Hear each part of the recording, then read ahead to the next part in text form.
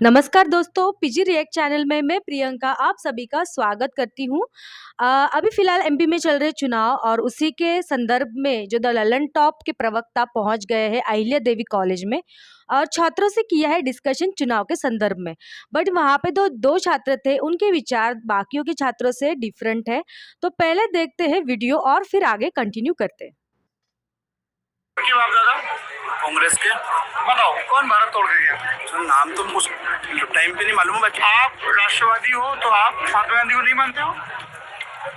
जो राष्ट्रहित की बात करते हैं, जो नरेंद्र मोदी के बारे में क्या सोचते हो? अच्छे व्यक्ति है और वो तो महात्मा गांधी को बहुत मानते हैं। उनकी इच्छा मैं नहीं मानता हूँ। गांधी जी ने देश बांटा और नाथूराम गोडसे ने उन्हें गोली मार दी। ठीक किया कि गलत किया? मेरे मुताबिक तो ठीक करा। ठीक किया। प्रार्थना सभा में बैठे एक निहत्थे व्यक्ति की छाती में गोलियां उतार देना ठीक है? समर्थक हूँ नाथूराम गोडसे की विचारधारा का भी और सोच का भी। क्या सोच है ये कि जो तुमसे असहमत है फैला दे उसको गोली मार दो। गांधी नफरत फैला रहे थे। हाँ। क्या नफरत फैलाई गांधी ने? देश बांटा ना, बताया ना मैंने। मुस्लिम हमको भाई नहीं मानता, हम मुस्लिम को कहीं ना कहीं भाई नहीं मान पा रहे, तो वो कारण है महात्मा गांधी। अब विचारधारा गांधी ने कहा कि मत मानो। महात्मा गांधी ने पाकिस्तान जब से अलग करा तो इतने विवाद हुए इस देश में। गोली मारना कहीं से सही नहीं। अभी आपने इंदिरा गांधी की हत्या के बाद हुए दंगों का विरोध किया ना? आपने हिंसा का विरोध किया ना? तो अगर सिख विरोधी दंगों की हिंसा गलत है तो गांधी की हत्या भी गलत है। गांधी की हत्या गलत है, पर इसी गोली की कसाब पे भी चले तो विरोधी हम उसके साथ। गांधी और कसाब एक जैसे हैं? पर दोनों देश टुकड़े कर रहे थे, पर कसाब ने वहां से आगे देश वालों को मारा। पढ़ो यार, जब देश आजादी का जश्न मना रहा था ना, वो आदमी नोआखली में भटक रहा था क्या? तो अभी हमने देखा द ललन टॉप इनके प्रवक्ता ने कहा कि जो गांधी जी थे उन्होंने जब भारत को स्वातंत्र्य मिल रहा था उस समय पे वो नोआखली में भटक रहे थे।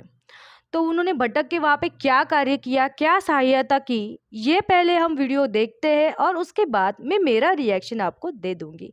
चलिए तो पहले हम वो वीडियो देख लेते हैं। 10 अक्टूबर वर्ष 1946, स्थान नोआखली, बंगाल।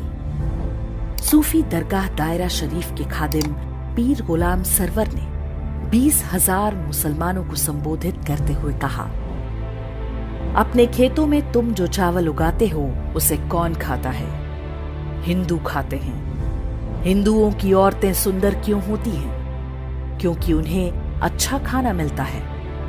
हमारी औरतें बीमार पड़ती हैं तो उन्हें अपने हाथों से कौन टटोलता है? हिंदू डॉक्टर। सामने नाराए तकबीर अल्लाहू अकबर चिल्लाती हजारों मुसलमानों की भीड़ थी। कसम खाई गई कि नोआखली में हर काफिर और कुफ्र के हर निशान को मिटा दिया जाएगा। बिल्कुल वैसे ही जैसे लगभग 2 महीने पहले कलकत्ता में डायरेक्ट एक्शन डे के नाम से हुआ था। कलकत्ता की ही तरह हाथों में चाकू और गंडासे लिए जिहादी भीड़ ने चुन चुन कर हिंदू पुरुषों को मारना और हिंदू महिलाओं से बलात्कार शुरू कर दिया। हिंदुओं की दुकानों और मकानों में आग लगाया जाने लगा। हिंदुओं से कह दिया गया था कि जिंदा रहना है तो उन्हें इस्लाम कबूलना होगा। जस्टिस जीडी खोसला ने भारत के विभाजन पर अपनी पुस्तक स्टर्न रेकनिंग में लिखा है, भीड़ ने नारायणपुर के जमींदार सुरेंद्र नाथ बोस के मकान पर हमला बोला। वे परिवार के साथ छत पर चले गए। दंगाइयों ने घर में आग लगा दी। घर जलने लगा तो सुरेंद्र बाबू ने छत से छलांग लगा दी। वे दंगाइयों के सामने ही गिरे। उन्मादी मुसलमानों ने उनके शरीर के टुकड़े टुकड़े कर डाले और उनका कटा हुआ सिर पास में ही खड़े पीर गुलाम सरवर को भेंट किया। ऐसा नहीं है कि नोआखली के हिंदुओं ने प्रतिरोध नहीं किया। हिंदू महासभा के नेता और वकील राजेंद्र लाल रॉय चौधरी ने लोगों को संगठित करके संघर्ष का प्रयास किया, लेकिन वे सफल नहीं हो पाए। उनके घर को भी जला दिया गया। मजहबी दंगाई राजेंद्र लाल रॉय चौधरी को अपने साथ ले गए। बाद में उनका कटा हुआ सिर सूफी गुलाम सरवर को पेश किया गया। उनकी 2 बेटियों को मौलवियों ने आपस में बांट लिया।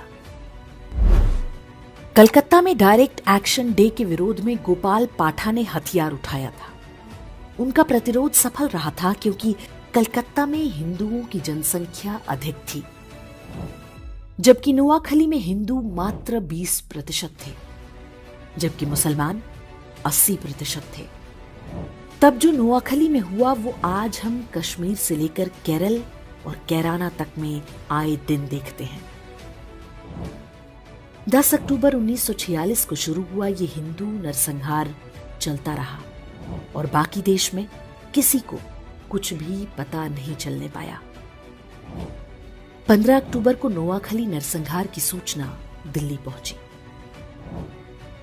17 अक्टूबर को गांधी जी ने प्रतिक्रिया देते हुए कहा, हिंदू महिलाओं को मरने की कला सीखनी होगी।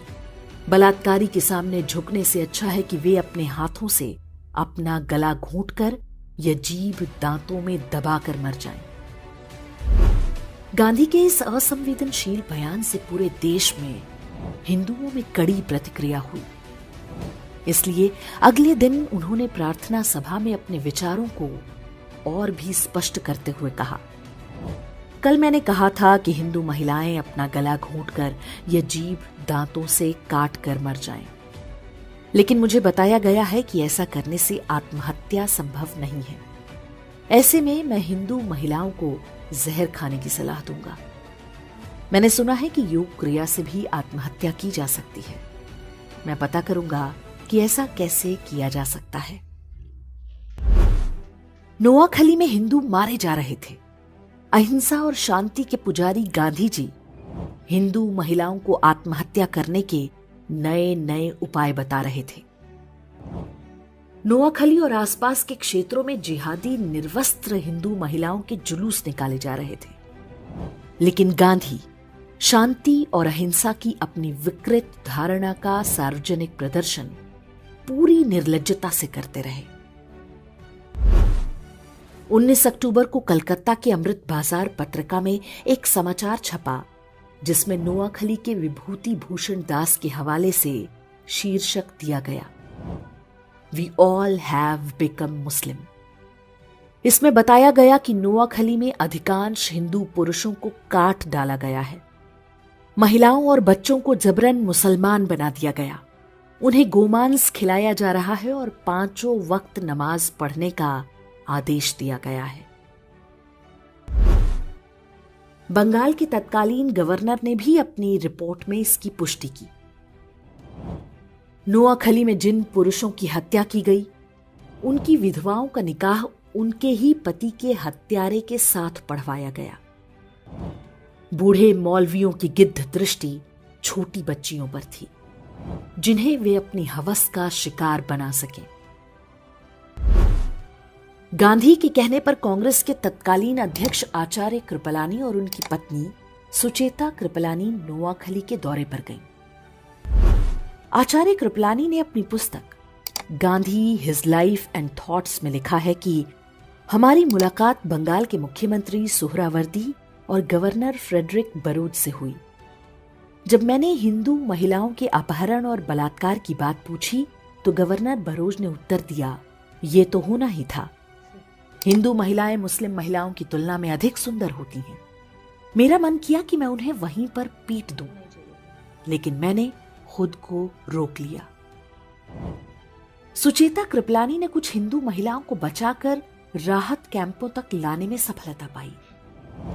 पीर गुलाम सरवर हुसैनी इस बात से इतना भड़क गया कि उसने फतवा जारी करके कहा कि जो भी सुचेता कृपलानी के साथ बलात्कार करेगा उसे गाजी की उपाधि दी जाएगी।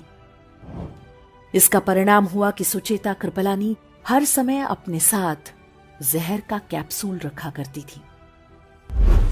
नोआखली नरसंहार शुरू होने के पूरे 1 महीने बाद गांधी ने वहां का दौरा किया।